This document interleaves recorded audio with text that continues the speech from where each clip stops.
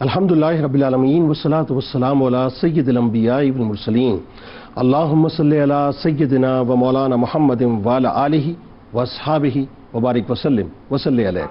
دنیا کے تمام دیکھنے والوں کو، تمام چاہنے والوں کو، تمام پیار کرنے والوں کو، اور جہاں جہاں تک اس وقت میری آواز کو سنا اور مجھے دیکھا جا رہا ہے، جنید اقبال کی جانب سے انتہائی محبت کے ساتھ السلام علیکم۔ ایک بار پھر ناظرین، آپ کو پر نور صبح نور کے ساتھ میں دل کی عطا گہرائیوں سے خوش آمدید کہتا ہوں، اور آئیے بلا توقف چلیں حضرت ابو انیس محمد برکت علیہ رحمہ کی تعلیف اسماء النبی کریم صلی اللہ علیہ وآلہ وسلم سے رسول اللہ صلی اللہ علیہ وآلہ وسلم کا ایک اسم مبارک پڑھنے اور سننے کی سعادت حاصل کرتے ہیں۔ سیدنا الراحم صلی اللہ علیہ وآلہ وسلم، ہمارے سردار صلہ رحمی فرمانے والے، درود و سلام بھیجے اللہ آپ صلی اللہ علیہ وآلہ وسلم پر، آپ صلی اللہ علیہ وآلہ وسلم کے آل پاک پر اور صحابہ کرام رضوان اللہ تعالیٰ علیہم اجمعین پر۔ ارشاد باری تعالیٰ ہے کہ اور تمہارے رب نے حکم فرمایا ہے اس کے سوا کسی کی عبادت نہ کرو اور ماں باپ کے ساتھ اچھا سلوک کرو۔ سرکار مدینہ صلی اللہ علیہ وآلہ وسلم نے فرمایا کہ جو یہ چاہتا ہے کہ اس کی عمر لمبی کر دی جائے، وظیفہ ہے یہ، جو یہ چاہتا ہے اس کی عمر لمبی کر دی جائے اور اس کے رزق میں اضافہ کر دیا جائے، تو وہ والدین کے ساتھ اچھا سلوک کرے اور اپنے رشتہ داروں کے ساتھ صلہ رحمی کرے۔ جناب میری خواہش ہے کہ آج جتنی بھی اولادیں ہیں وہ ٹیلی ویژن اسکرین کے سامنے رہیں، یعنی والدین کا مقام اور ہماری ذمہ داریوں پہ انشاءاللہ بات ہوگی۔ ناظرین کرام، ایک بات تو ذہن میں رکھیے کہ والدین کی خدمت ہم پر قرض بھی ہے اور ہم پر فرض بھی ہے۔ یہ وہ رشتہ ہے جو اللہ اور اس کے رسول صلی اللہ علیہ وآلہ وسلم کے رشتے کے بعد اس دنیا کا سب سے زیادہ حسین، سب سے زیادہ قیمتی، سب سے زیادہ نایاب، سب سے زیادہ مکرم اور سب سے زیادہ محترم رشتہ ہے۔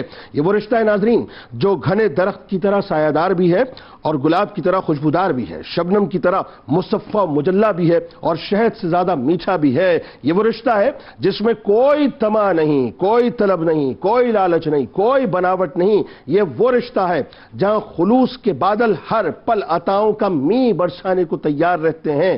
یہ وہ رشتہ ہے جہاں محبت و شفقت کی کھیتیاں ہر لمحے محبت کی ہواؤں سے لہلہاتی ہیں۔ یہ وہ رشتہ ہے ناظرین جہاں نہ کا گزر ہی نہیں، جہاں نہ کا گزر ہی نہیں اور انکار کا در ہی نہیں۔ یہ وہ رشتہ ہے جو ہے تو جنت ناظرین، مگر نہیں ہے تو حسرت ہی حسرت ہے۔ یہ وہ رشتہ ہے جس رشتے کے تقدس کو مالک کائنات نے اپنے حق کے ساتھ قرآن کی آیات میں پرو دیا۔ ناظرین کرام، ماں اور باپ آپ کی زندگی کی عمارت کے وہ بنیادی اور اہم ترین ستون ہیں جن پر آپ کی حیات کا اسٹرکچر باقاعدہ کھڑا ہوتا ہے۔ ماں باپ اس گھنے سائے کی طرح ہیں جو پوری زندگی تپش برداشت کر کے اپنے آپ کو، یعنی اپنے طور سے، اپنے وجود سے کرم کی چھیاں آپ پر جو ہے برسایا کرتے ہیں، جو خود تو غم سہتے ہیں مگر اپنے چہرے پر ہمیشہ مسکراہٹ لاتے ہیں۔ ذرا ان لمحات کو تصور تو کیجئے صاحب کہ جب آپ اپنی ماں کے پیٹ میں ہوں گے اور 9 ماہ تک آپ کی ماں نے اپنی کروٹوں میں آپ کا خیال رکھا ہوگا۔ ذرا تصور تو کیجئے ان لمحات کو جب آپ کی وجہ سے وہ ہر اس خوراک سے بچتی ہوگی جو آپ کے لیے نقصان دہ ہوگی اور ہر وہ نوالا کھاتی ہوگی جس سے آپ کو فائدہ پہنچتا ہوگا۔ ذرا تصور تو کیجئے صاحب اس لمحے کو جب اس نے کسی شدت کی تکلیف سے گزر کر آپ کو جنا ہوگا۔ تصور تو کیجئے ان لمحات کو جب پہلی بار آپ کی ماں نے انتہائی مسرت سے آپ کو اپنی گود میں لیا ہوگا، اور تصور تو کیجئے ذرا ان لمحات کو جب پہلی بار آپ کے والد نے آپ کو اٹھا کر مسکرا کر دیکھا ہوگا اور آپ کے ماتھے پر بوسہ دیا ہوگا، آپ کے گالوں کو دبا کر آپ کو جو ہنسایا ہوگا اور خود بھی مسکراہٹ میں مبتلا ہو گئے ہوں گے۔ ذرا تصور تو کیجئے صاحب ان لمحات کا جب آپ کے والد نے آپ کے کان میں آذان دے کر میرا شہزادہ یا میری شہزادی کہہ کر آپ کو پکارا ہوگا۔ ذرا تصور تو کیجئے صاحب کہ جب آپ جیسے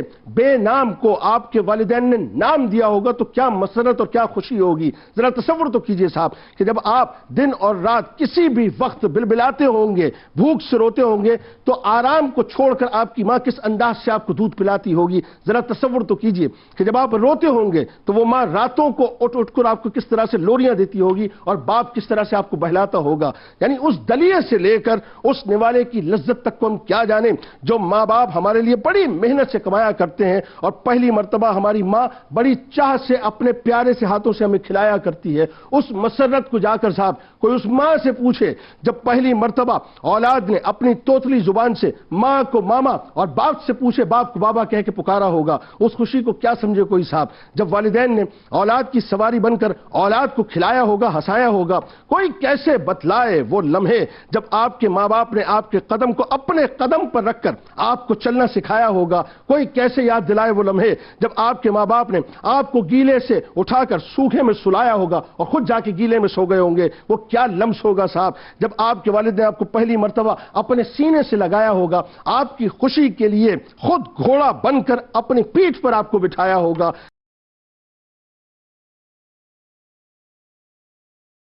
والدین کا مقام و مرتبہ قرآن کی روشنی میں آغاز کیجیے. بسم اللہ الرحمن الرحیم. انتہائی اہم موضوع کا آج انتخاب ہے اور ان مقدس اور ان عظیم ہستیوں کا تذکرہ ہے جنہیں اللہ رب العزت نے مخلوقات میں ایک خاص مقام، مرتبہ، احترام، عظمت، شان اور رفعت عطا فرمائی. دیکھیے یہ دین فطرت ہے اور والدین کی جو اولاد کے لیے محبت ہے یہ فطرتی محبت ہے.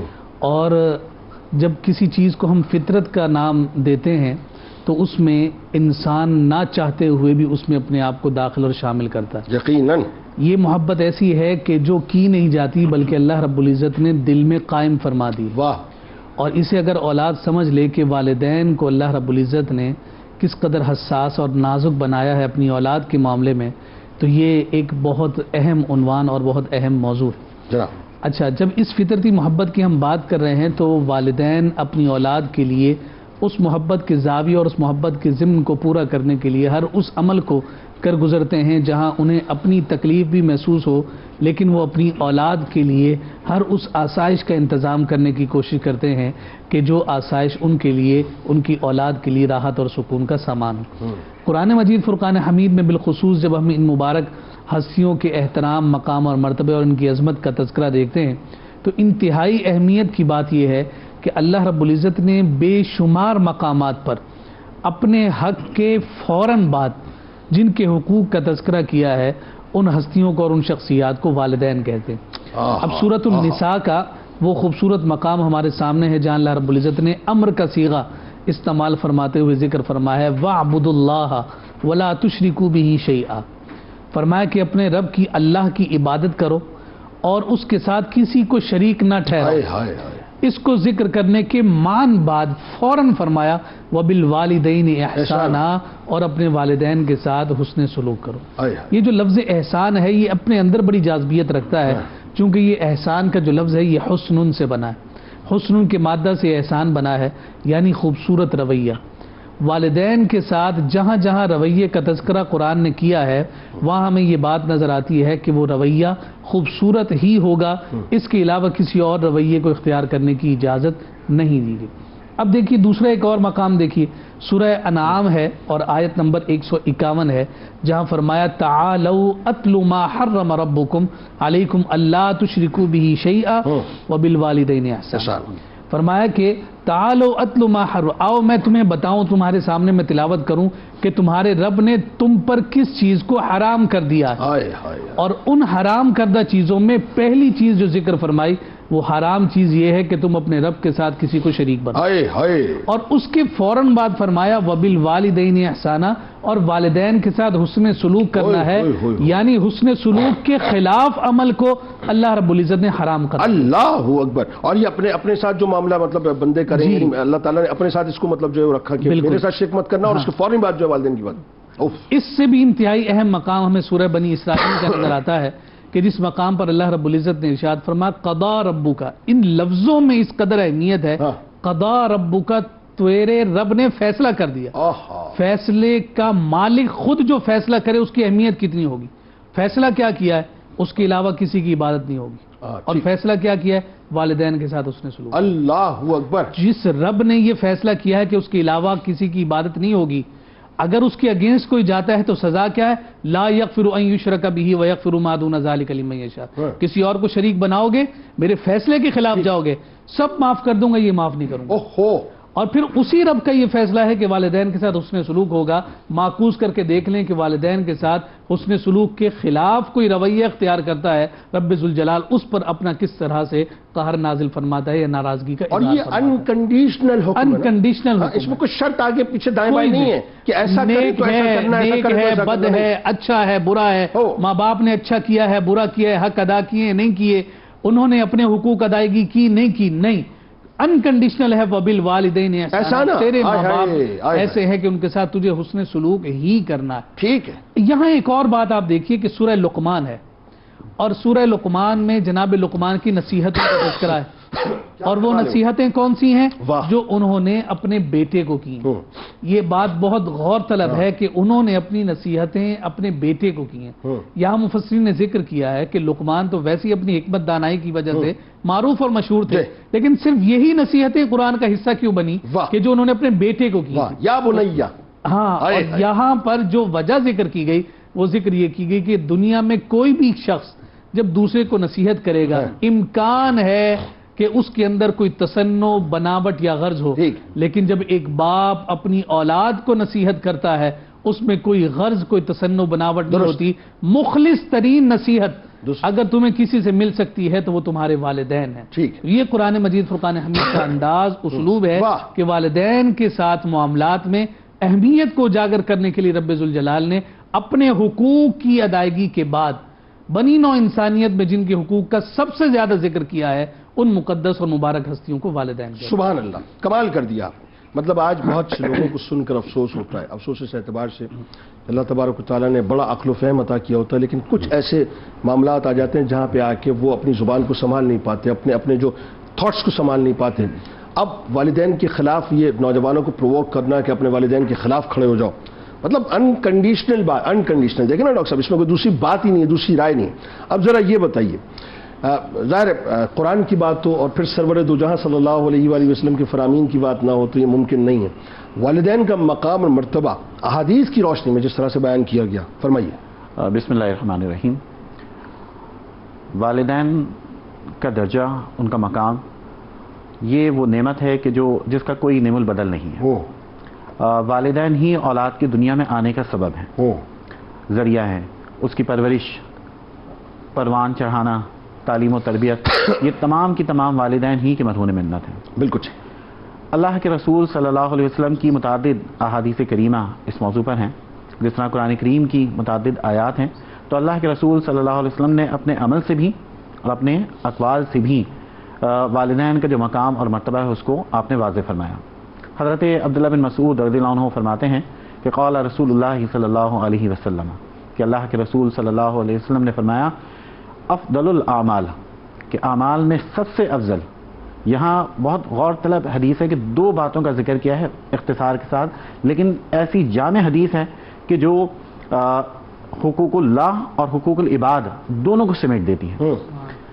اللہ کے رسول صلی اللہ علیہ وسلم نے فرمایا افضل الاعمال، کہ سب سے افضل اعمال الصلاۃ لوقتہا، کہ نماز کا اپنے وقت پر ادا کرنا. یہ اللہ تبارک و تعالیٰ کا حق ہے جس کا یہاں پر ذکر کیا گیا. اور دوسری چیز جس کا اللہ کے رسول صلی اللہ علیہ وسلم نے ارشاد فرمایا وہ ہے وبر الوالدین، والدین کے ساتھ نیکی، والدین کے ساتھ حسن سلوک. تو آپ یہ دیکھیے کہ اللہ تعالیٰ کے حقوق میں نماز کا ذکر کیا گیا، اور دوسرا حق بندوں میں جو افضل ترین حق ہے وہ والدین کے ساتھ حسن سلوک ہے. یعنی پہلا حق اللہ نے اپنا رکھا اور دوسرا حق والدین کا رکھا. بالکل. کہ اللہ تعالیٰ انسان کی تخلیق کرتا ہے اور والدین اس کے آنے کا ذریعہ ہیں. اور والدین سے زیادہ اولاد کے لیے مخلص، محبت کرنے والا کوئی دوسرا نہیں ہو سکتا. بالکل ٹھیک. یہ تو وہ محبت ہے جو ودیعت کرتا ہے، جو بلٹ ان ہے ہر فرد کے اندر، جو ہے جو اولاد کا جذبہ رکھتا ہو اور اس کے اندر یہ چیز موجود ہے، بائی ڈیفالٹ ہے. By default. بالکل ٹھیک. اور اللہ کے رسول صلی اللہ علیہ وسلم سے ایک موقع پر یہ دریافت کیا گیا کہ بندوں پر سب سے زیادہ حق کس کا ہے؟ تو اللہ کے رسول صلی اللہ علیہ وسلم نے فرمایا تمہاری والدہ کا. پھر دریافت کیا گیا پھر کس کا؟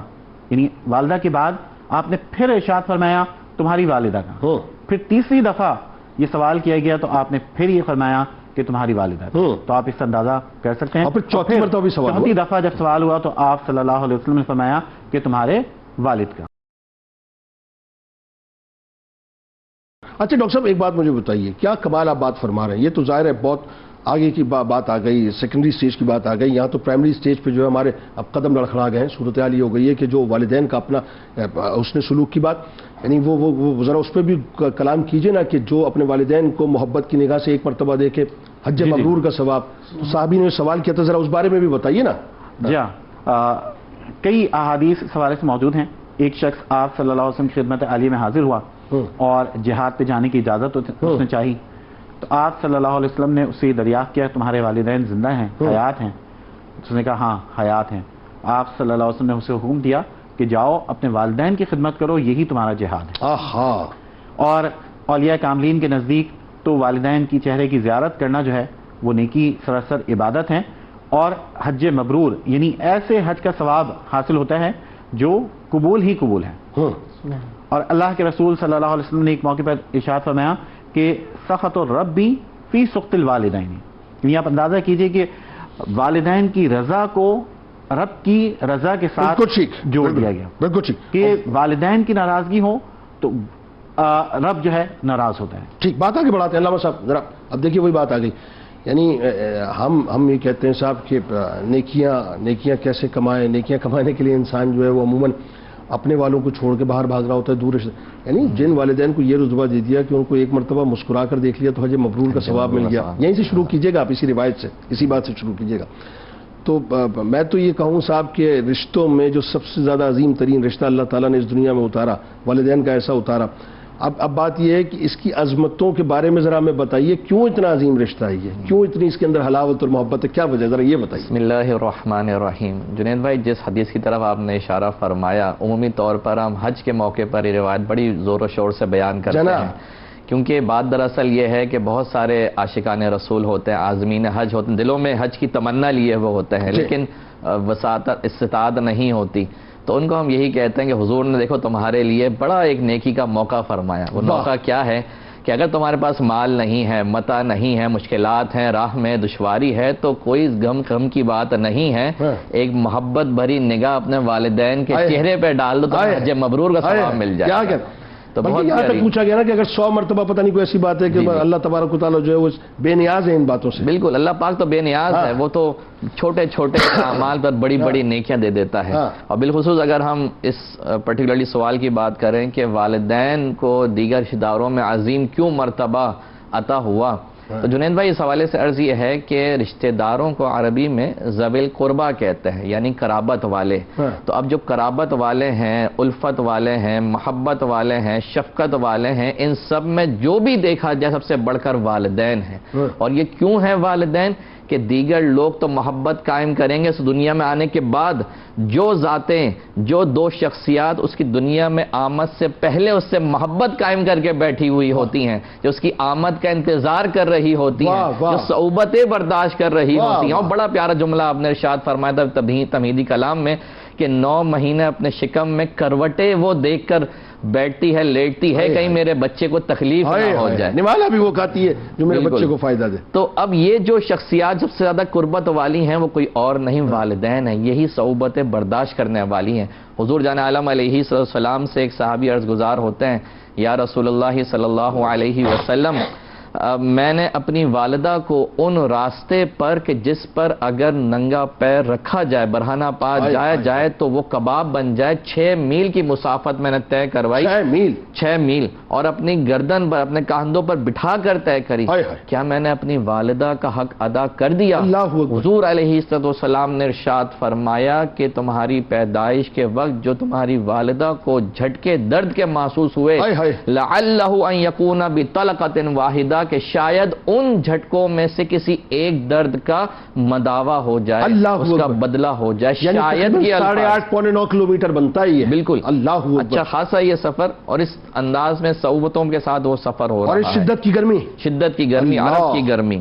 اچھا، اب جب ان تمام چیزوں کو ہم دیکھتے ہیں تو ہم سرکار اعلیٰ حضرت امام محمد رضا کے اس رسالے کے خلاصے کو بھی دیکھتے ہیں، الحقوق لطرح الحقوق میں کہ آپ نے وجہ بیان کر دی، اچھا، کہ والدین کو عظیم مرتبہ کیوں حاصل ہے۔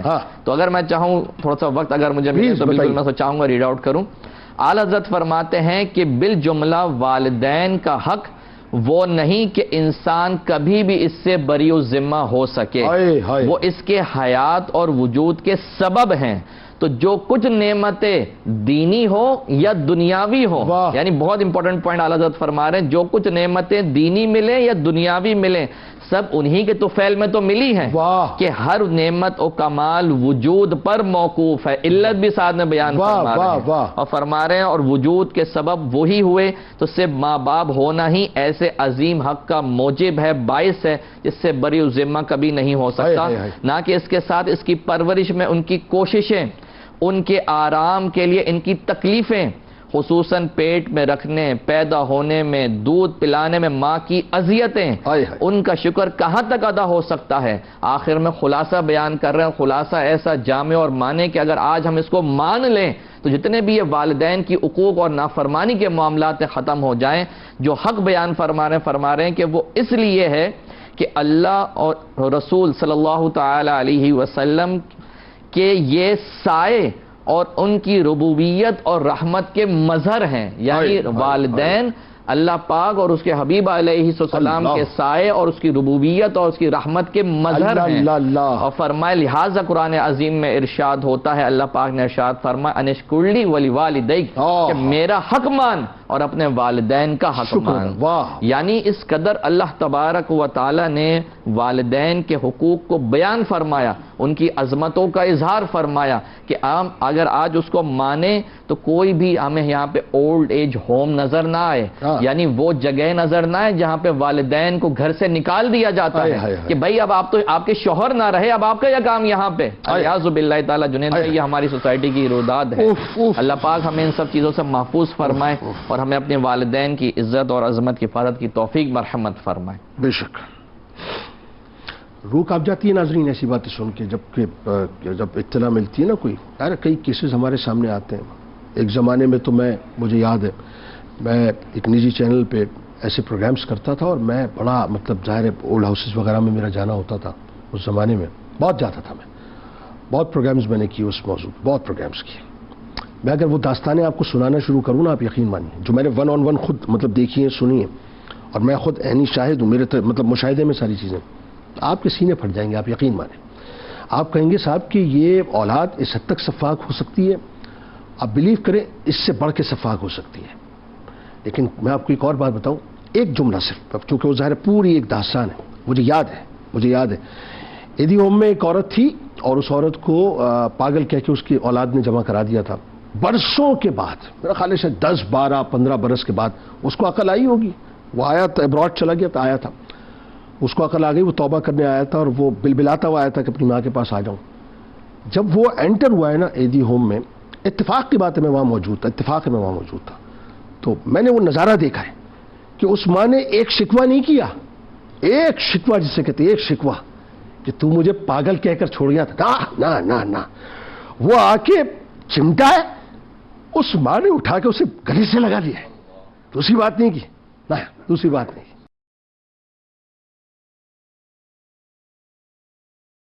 ذرا آئیے یہ بتائیے علامہ صاحب کہ والدین کے ساتھ اولاد کا کیا سلوک ہونا چاہیے، یہ بہت بڑا سوال ہے، اور اس دور میں تو اولاد کو سمجھانا مشکل ترین کام بھی ہے، لیکن میں چاہتا ہوں اس پہ بات کریں ذرا۔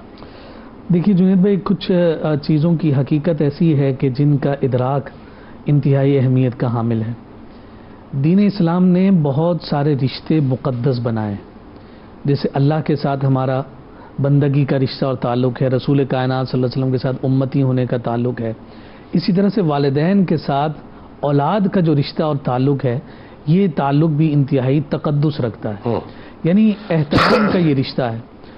احترام کا رشتہ جہاں کہیں بھی ہوتا ہے نا، وہاں سر تسلیم خم کرنے کا جذبہ قائم رہتا ہے۔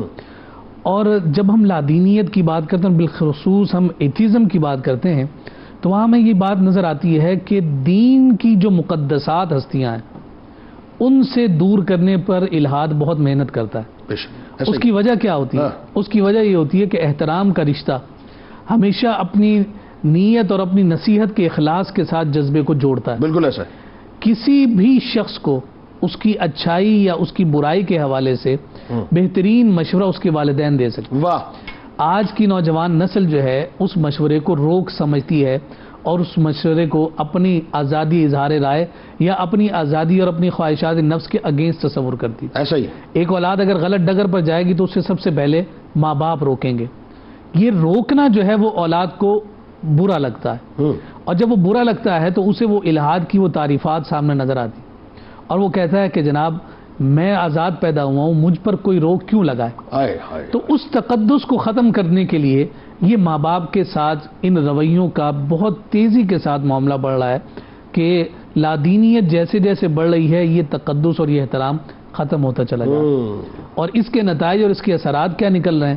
اس کے نتائج اور اثرات یہ ہیں کہ اپنی عقل، اپنی فہم کی بنیاد پر ایک نوجوان یہ کہتا ہے کہ میں آزاد ہوں، میری اپنی رائے ہے، میرا اپنا معافی ضمیر ہے، میں آزادی کے ساتھ اپنی رائے کے مطابق زندگی گزارنا چاہتا ہوں، کوئی مجھے کیوں نصیحت کرے یا میں کسی کا پابند ہو کر کیوں چلوں؟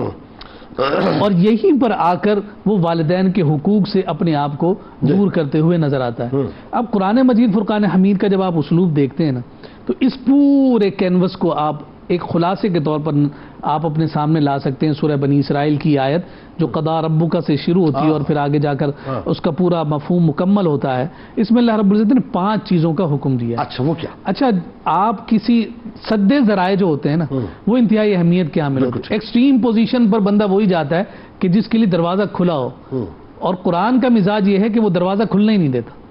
تم والدین کی نافرمانی کرو گے، اس سے پہلے ذرا سوچو تمہیں وہاں تک پہنچنے سے پہلے رکنا کس کس جگہ پر ہے۔ وہ سد ذرائع ذکر کرتے ہوئے 5 چیزوں کو ذکر فرمایا۔ پہلا، ان کے سامنے اف تک نہیں کہنا۔ اس کی بہترین تعریف جو مجھے اب تک اپنی دانش میں نظر آئی اور سمجھ آئی، اف تک نہ کہنے سے مراد کیا ہے؟ فرمایا کہ ایک نفیس شخص ہے، صاف ستھرا رہتا ہے، اجلا رہتا ہے، کسی ایسے رستے سے گزرا کہ ہوا میں گرد تھی، اور جب وہ گرد کے رستے سے گزرا ہے تو اس کے بازو پر اور اس کے ہاتھ کے جو یہ روئیں ہیں اس پر وہ آ کر گرد گری، نفاست کے مزاج کی وجہ سے اس نے پھونک ماری ہے، یعنی اس گرد سے کراہیت کھاتے ہوئے جو پھونک ماری ہے، فرمایا اف کا مطلب یہ ہے کہ اتنی بھی اجازت والدین کے سامنے نہیں ہے، نہیں، اور یہ قرآن کا فیصلہ۔ بالکل۔ اور پھر ساتھ ایک اور بات یہاں صوفیاء نے بالخصوص ذکر کی کہ تصوف کی دنیا ہی وکری اور نرالی ہوتی ہے۔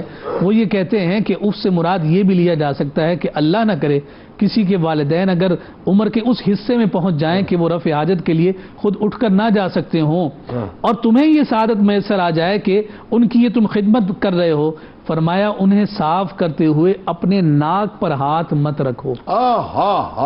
یہ تو انسان کا مزاج ہے کہ بوس کی کراہیت سے ناک پر ہاتھ رکھ لے تو کیا برا ہے، لیکن فرمایا کہ انہیں خیال پیدا ہو سکتا ہے کہ یہ اس بو سے کراہیت نہیں، مجھ سے کراہیت کھا رہے ہیں، اس لیے اس موقع پر ناک پر ہاتھ رکھنے کی بھی اجازت۔ اللہ تعالیٰ محتاجی سے محفوظ رکھے۔ آمین۔ اللہ۔ پھر اس کے بعد دوسری جو بات ذکر کی، نمبر 1 اف کہنا، نمبر 2 سخت لہجے کی ممانعت، نمبر 3 ان کا ادب اور احترام لازم اور ملزوم قرار دیا، نمبر 4 ان کے سامنے عاجزی کا پیکر بن جانا ہے، اور نمبر 5 جو انتہائی اہمیت کی حامل ہے، انہوں نے اولاد کو دعائیں مانگ مانگ کر رب سے دیا۔ اب جب وہ اس عمر کو پہنچ جائیں تو اب ان کے لیے دعا تو کرنی ہی ہے، انہیں ہمیشہ اپنی دعاؤں میں یاد بھی رکھنا ہے رب ارحمہما کما ربیانی صغیرا۔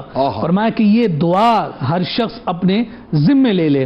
اور پھر ساتھ ایک بات اور بھی عرض کر دوں، دیکھیں والدین وہ ہیں جن سے دعا کروائی نہیں جاتی، دعا لی جائے۔ واہ، اچھا وہ جو ابھی آپ نے آیت مبارکہ پڑھی اس کا ترجمہ بھی لوگوں کو بتائیے۔ رب ارحمہما کما ربیانی صغیرا، فرمایا کہ اے میرے رب ان دونوں پر، میرے ماں باپ پر رحم فرما جیسے انہوں نے مجھ پر اس وقت رحم فرمایا کہ جب میں چھوٹا تھا۔ جو شفقت جو محبت انہوں نے میرے ساتھ کی، مولا تو ان کے ساتھ بھی وہی رحمت اور وہی شفقت اور وہی عنایت کا معاملہ فرما۔ اپنا رویہ، اپنا مزاج، اپنی خدمت، اپنی اطاعت، اپنی فرمانبرداری کا رشتہ ماں باپ کے ساتھ ایسا جوڑ لیا جائے، انہیں کہنا نہ پڑے کہ مجھے یہ ضرورت ہے میرے لیے دعا کر دیں، بلکہ آپ کا رویہ ہی ایسا ہو کہ صبح بھی آپ کے لیے ان کی زبان سے دعا نکلتی ہو اور رات کو بھی دعا نکلتی ہو۔ یہ تو وہ بات ہوگی جو قرآن نے والدین کے لیے ذکر کی۔ ٹھیک ہے۔ اہمیت کی بات یہاں، بڑی اہمیت کی بات یہ ہے کہ قرآن کائنات کے تاجدار صلی اللہ علیہ وسلم نے 3 اشخاص کے بارے میں فرمایا کہ ان کی دعا کبھی رد نہیں ہوتی۔ بالکل ٹھیک ہے۔ جس میں فرمایا مظلوم کی دعا، مسافر کی دعا، اور والد کی دعا اولاد کے حق۔ یہاں فرمایا کہ والد کی دعا اولاد کے حق میں ایسی ہے جیسے نبیوں کی دعا امت کے لیے۔ جی، اور یہاں فرمایا کہ جناب کوئی ایسا شخص ہے اتنا پاپی، اتنا گناہگار ہو گیا ہے کہ کعبۃ اللہ کے غلاف کو پکڑ پکڑ کر دعا مانگتا ہے، اس کی دعا قبول نہیں ہوتی، اتنا گناہگار ہو گیا۔ صوفیاء فرماتے ہیں کہ اگر اس کے باپ دنیا سے چلے گئے، اس باپ کی قبر پر جا کر دعا مانگے، اللہ باپ کا حیا کرتے ہوئے ایسے شخص کی دعا کو بھی قبول فرمائے۔ ہائے ہائے اللہ! تو آپ مجھے یہ بتائیے کہ جس باپ کی قبر اتنا فیضان تو وہ باپ اگر زندہ ہو اور اگر ہم اس کو اہمیت نہ دے سکیں، اس کی قدر نہ کر سکیں، تو پھر لا محالہ اس سے بڑی ناشکری، اس سے بڑا کفران نعمت کوئی نہیں ہو سکتا کہ یہ ایسی مقدس ہستیاں ہیں کہ یہ چلتے پھرتے ہمارے لیے رحمت ہیں، ہمارے لیے برکت ہیں، ہمارے لیے عنایت ہیں، اور اللہ رب العزت نے انہیں سراپا شفقت بنایا ہے۔ ضبط جتنا ان ہستیوں میں ہوتا ہے، اور نظر انداز کرنا، اولاد کی سختیوں کو نظر انداز کرنا، اور اپنے اندر ضبط کا مادہ جتنا ان میں ہے شاید کسی اور میں۔ ایک جملہ پھر اس کے بعد میں بات آگے بڑھا دوں کہ یہ انکنڈیشنل ہے نا، اگر وہ بدعقیدہ بھی ہوں، مثال کے طور پہ بدعقیدہ بھی اگر ہوں، بالکل خدمت کے معاملے میں لا طاعت فی معصیت اللہ، ایک اس شرط کے بعد کہ اللہ کی معصیت میں کسی کی اطاعت نہیں، بالکل ٹھیک ہے، اس کے بعد جتنے بھی سارے حقوق اس ماں باپ کی حیثیت سے ہیں وہ سارے پورے۔ بالکل ٹھیک۔ بہت شکریہ آپ کا، تینوں احباب تشریف لائے۔ آئیے صاحب، کتاب الشفا، ادائیگی قرض کا عمل آپ کو بتلاتے ہیں۔ فرض نماز کے بعد 7 مرتبہ اللہم اکفنی بحلالک عن حرامک وغننی بفضلک عمن سواک کا معمول بنا لیجیے۔ اللہ تعالیٰ انشاءاللہ ادائیگی قرض کے اسباب پیدا فرما دے گا۔ سیدہ کائنات کا قول مبارک ہے کہ والدین کے ساتھ نیک سلوک کرنا خدا کے غضب اور ناراضگی کو دور کرتا ہے۔